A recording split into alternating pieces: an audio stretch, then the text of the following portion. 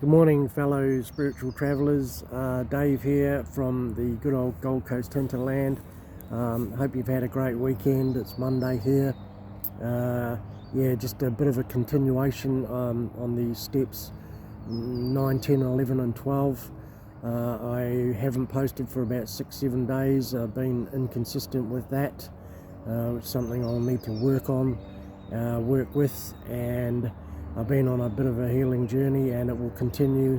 Made an ultimate decision and commitment to do my healing work, which was can get pretty painful, can be a rough ride sometimes. I've been listening to a bit of Joe Dispenza and changing my default programming and just becoming a better version of myself. So I just want to touch base with you all and acknowledge a couple of things in regard to a previous video, and I'll tell you about that in a minute. So I remember in a few videos ago I was talking a little bit about limerence, and I'm not going to talk much about that today, but I said in that video that I had done a no contact with a woman that I was very keen on, that had a Clayton sort of relationship with her. I remember saying in that video that I was doing no contact, not because I was wanting to win her back necessarily, but because I wanted space to heal and continue on my healing journey, which I've made a decision and a commitment to do. And that can get pretty rough sometimes. For those of you that know, we need to get to that place where we're standing on the edge of the abyss, and I can assure you I've had a few good cries and sobs and done a lot of journaling around that. Yesterday I had a bit of a cry in the morning when I was doing my meditation, and yeah, it was around about, you know, loneliness and fear of being single for the rest of my life, and that kind of thing, and just the loneliness that I felt deep within me. And there was a lot of shame, and toxic shame came up.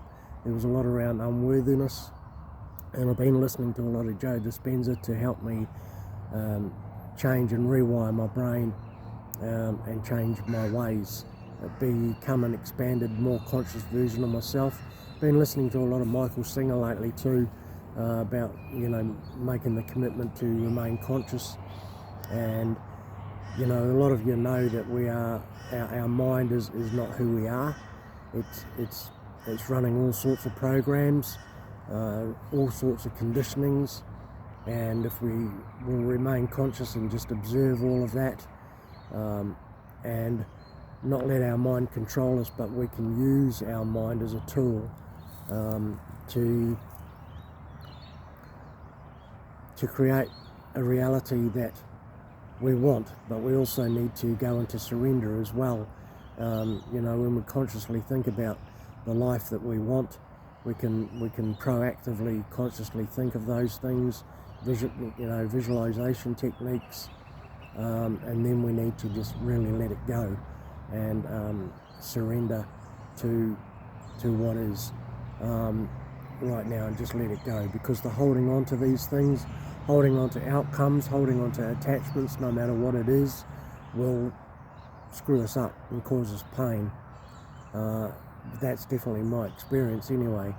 And a lot of spiritual teachers, not that I'm claiming to be that, I'm really here sharing my own experience, strength and hope, and growing up in public is one of the phrases I used in the past. Anyway, yeah, so just in continuation of those 12 steps, 9, 10, 11, 12. So 9 is that we made direct amends to such people wherever possible, except when to do so would injure them or others. Made direct amends. So when we come to that list that we made in step 8, and we became willing to make amends to them all, step 9, some people in the 12-step fellowships will say about categorizing those people, those that are easy amends, those that are not so easy amends, or you can't get to because they might be overseas, and those you just really don't want to make amends to because you think they've done you more harm than good, and maybe that is the case. and I'm not going to for 1 second tell you that you have to approach them. The objective here is peace of mind. The objective is so that we are not walking on this planet looking over our shoulders thinking that people have got daggers in our back.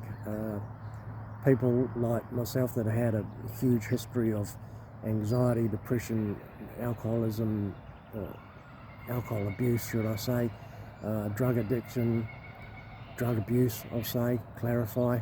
You know, we suffer a lot of anxiety, PTSD, CPTSD, trauma. You know, we just don't feel right in the world. We feel fundamentally flawed and wrong and wonder why the fuck we're actually here most of the time, a lot of the time. So I just want to say that step 9, there's a part in the literature in AA, it talks about when this drastic step is indicated.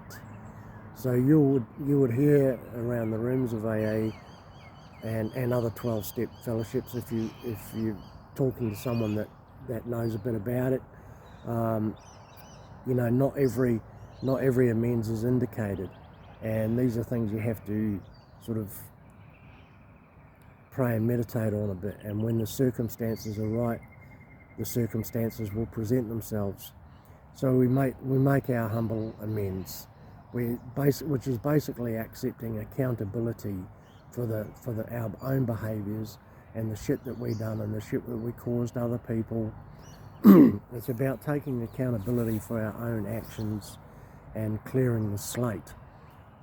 We don't talk about the other person's fault at all, and yeah, we don't get into, oh well, I did that because you did that, and because that's just continuing the cycle of abuse, whether you're the abuser or the abused. It doesn't really matter. There's a thing called a drama triangle.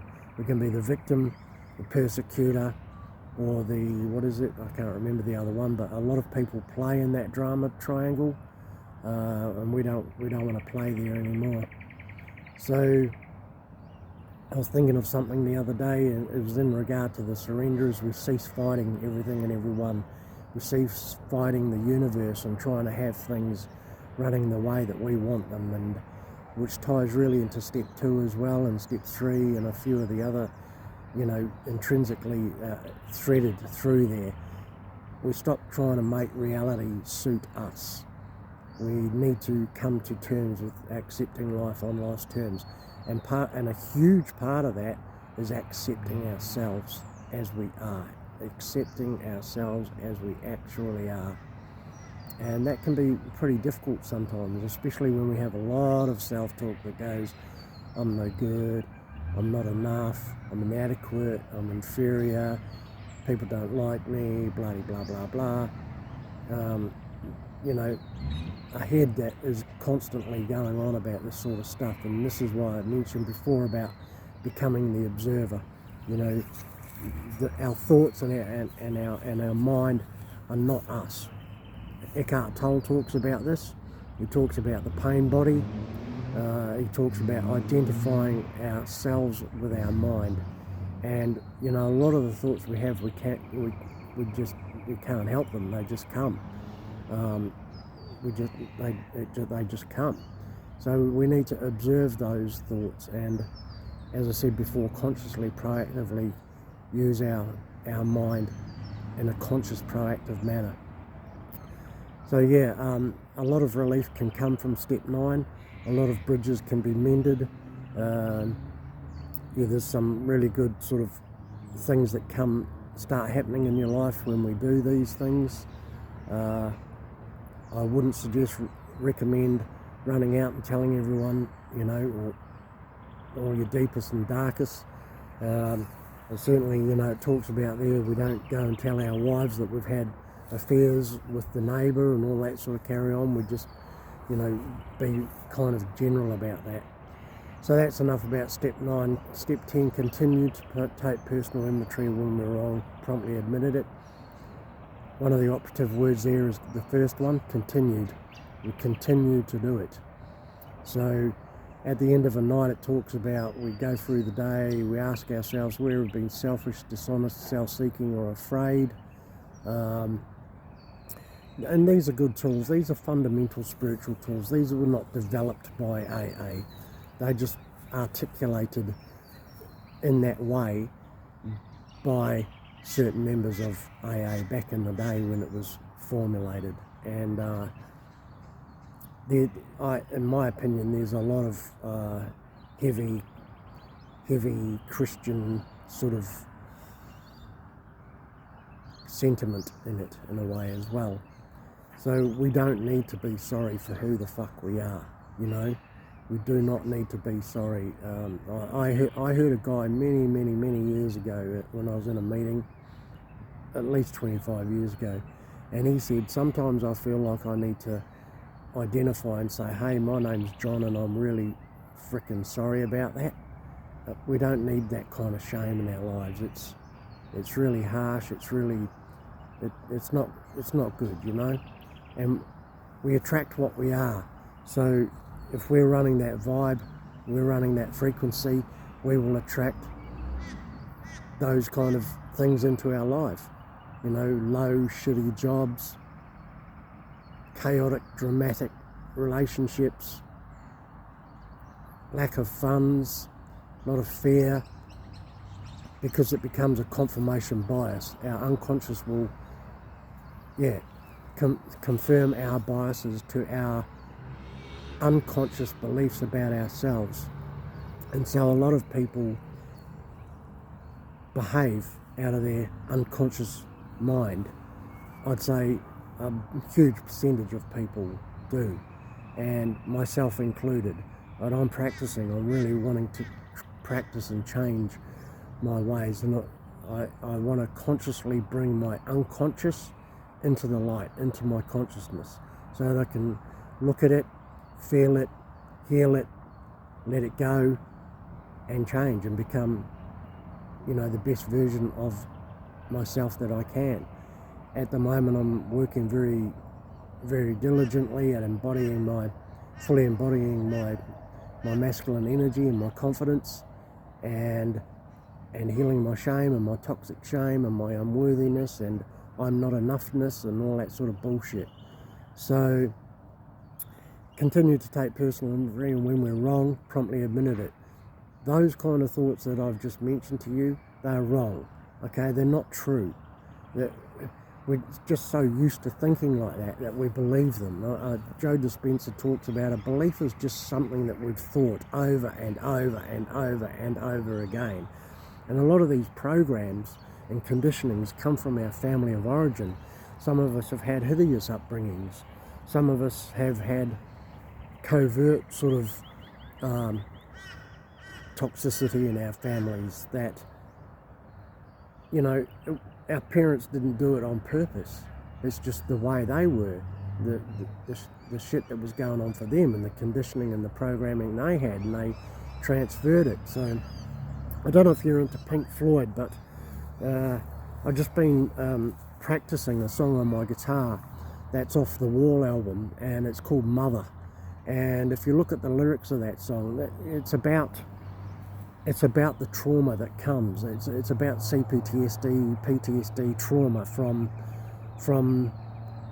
your family of origin, you know, that gets stored in our cells at a cellular level, in our unconscious and all the rest of it. So yeah, continue to take personal inventory. When we're wrong, promptly admitted it. Sometimes we might owe an apology, but we can't and don't ever apologise for being you. I mean, that's another thing. I had a program, a conditioning in me that I've only just realised it in the last 8 weeks or so, that a lot of my trauma has come up because of this Clayton's relationship that I had. You know, it got triggered, and that person played a perfect role to help me shine light on my dark wounding. But I was running a program that said, you know, if you really want love from someone else, Dave, whatever you do, don't be yourself. So, you know, don't ever apologise for being your authentic self, and we don't know what we don't know. And if you err towards or lean to the wards of the tendency of codependency, people pleasing, being a nice guy, anxious, preoccupied, attachment style, fearful, avoidant, and some of those attachment styles, you know, our default program is to people please. We want to change that program. We can change that program. It's possible. Let's do it, you know. Let's do some real healing work and go deep. So that's about step 10. 11, sought through prayer and meditation to improve our conscious contact with God as we understood Him, praying only for knowledge of His will for us and the power to carry that out. I've heard a lot of people saying, oh, I don't know what God's will is. I don't know. It tells you right there, you know. And I'm only calling it God for simplicity's sake. You can call it higher self if you like.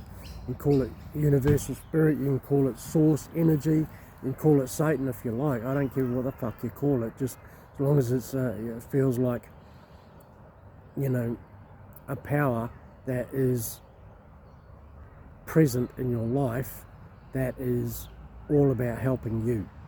All about helping you. A friend of mine told me a couple of weeks ago, you know, the universe works in such a way that it just says yes. Whatever you're focusing on, whether it's negative or positive, the universe will just say yes. So I feel like I'm a piece of shit, universe says yes. I feel like I'm a great guy, universe says yes. So that's just a little bit on that. It talks about, and you know, I'm not fully down with that in some of the AA literature. It talks about the St. Francis prayer and that being the way to emotional sobriety. I'm not fully down with that, you know, myself. There's a time and a place, but if you, as I say, if you've leaned towards codependency and people pleasing before, you've got to, you know, we need to have the courage and the confidence to set our boundaries and speak our truth, you know, in a calm, effective, respectful manner, not pointing the finger, because it really is true that all of life is a mirror, a reflection, one finger pointing out, three pointing back, all of that stuff is, you know, legit. Yeah, sought through prayer, sought. That's a good word too, sought through prayer and meditation. Prayer is focused thought, you know, conscious, deliberate thought, in my humble opinion. Meditation there's all sorts of meditation, guided, mantras, observation, working as hard as I won't say hard, but working to be still in the mind, and as I said before, not letting the mind use us, but we use it. So yeah, there's a lot in there. There's some good stuff in step 11 in the big book, in regard to when we start our day. We let our thinking be divorced of self-pity, dishonest, self-seeking motives. When we face indecision, we can ask for inspiration, intuitive thought or a decision. What does it say? I think it says the more we do this, it gradually becomes a working part of our mind. We're often surprised how often the right answers come if our own house is in order. Okay? So we're asking for inspiration, intuitive thought or a decision for us, not for other people.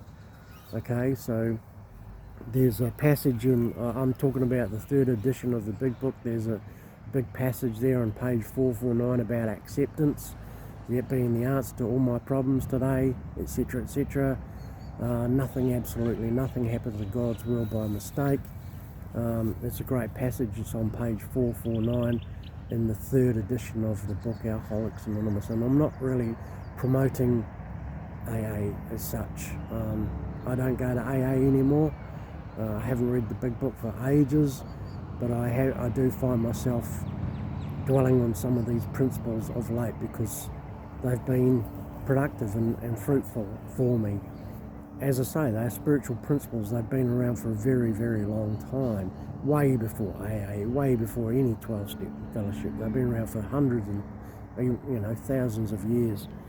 So yeah, that's step 11. It's really about improving our conscious contact, having a relationship with the power greater than ourselves that we can lean into and trust, and relieve our fears and etc, etc.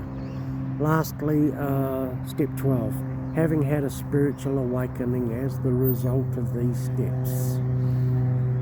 The result, not a result, the result of these steps, we tried to carry this message and to practice these principles in all our affairs. So, tried to carry this message. Tried is a big word there, because many people that really need the help are not going to want it, whether they walk in the doors of a 12-step fellowship or not.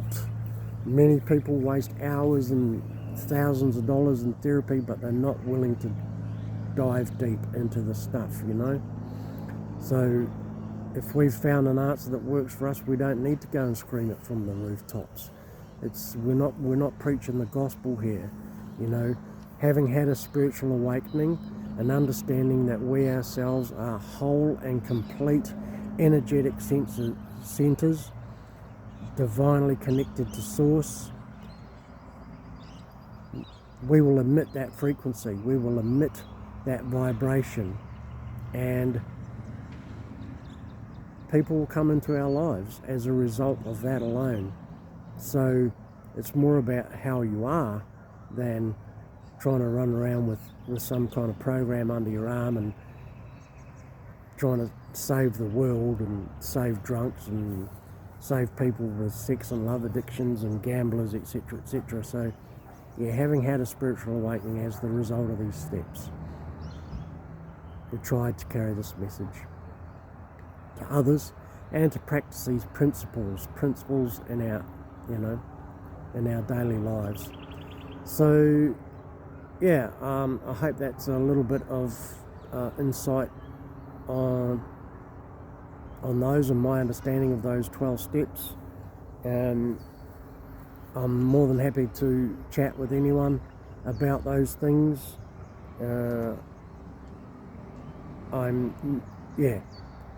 If you want to ask any questions, or if you want any info about that, go online, buy a book, Alcoholics Anonymous, and reach out to me too if you don't understand anything. But I really appreciate you guys, and I really hope that my growing up in public might be of some benefit or support to others. I'm a pretty compassionate, empathetic guy.